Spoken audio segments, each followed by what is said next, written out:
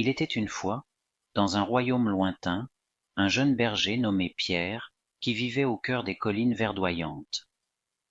Pierre était connu dans tout le village pour son imagination débordante et ses histoires farfelues. On l'appelait souvent Pierre le conteur, car chaque soir il réunissait les villageois autour d'un grand feu de camp et les enchantait avec ses récits.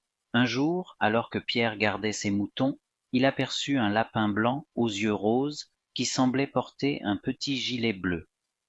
Intrigué, Pierre décida de suivre le lapin, qui le conduisit à travers champs et bois jusqu'à une grande et mystérieuse porte dissimulée derrière un buisson de roses. Le lapin toqua à la porte avec une petite clé en argent. Toc, toc, qui est là?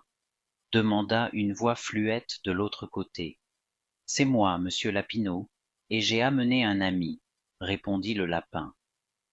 La porte s'ouvrit sur un monde merveilleux, un jardin enchanté où les fleurs chantaient et où les arbres dansaient au gré du vent.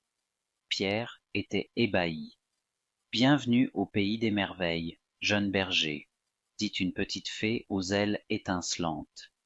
Ici, tout est possible si tu crois assez fort.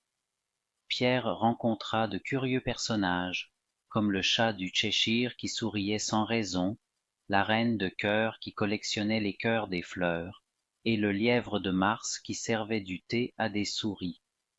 Chaque rencontre était plus étrange que la précédente, et Pierre se demanda s'il n'était pas en train de rêver. Mais le plus étonnant fut lorsqu'il découvrit que le pays des merveilles était menacé par un terrible dragon qui volait les rêves des enfants pour nourrir son insatiable appétit. Pierre, déterminé à sauver ce monde magique, se mit en quête de l'épée de lumière, la seule arme capable de vaincre le dragon. Après de nombreuses aventures, et avec l'aide de ses nouveaux amis, Pierre trouva l'épée cachée au sommet d'une montagne chantante.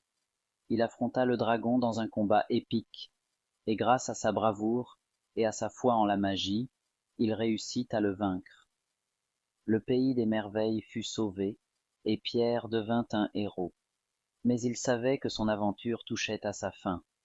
Le lapin blanc l'accompagna jusqu'à la grande porte. Merci, Pierre, pour ton courage, dit le lapin. N'oublie jamais que la magie est réelle si tu crois en elle. Pierre franchit la porte et se retrouva dans le champ où il avait laissé ses moutons. Tout semblait comme avant, mais Pierre savait que quelque chose en lui avait changé. Il retourna au village, où il raconta son incroyable aventure. Certains le crurent, d'autres pensèrent que c'était une de ces histoires farfelues. Mais Pierre le conteur savait que le pays des merveilles existait vraiment, et il continua de raconter ses histoires, inspirant les enfants et les adultes à croire en la magie. Et peut-être, si vous écoutez attentivement, entendrez-vous encore parler de Pierre et de ses aventures dans le pays des merveilles.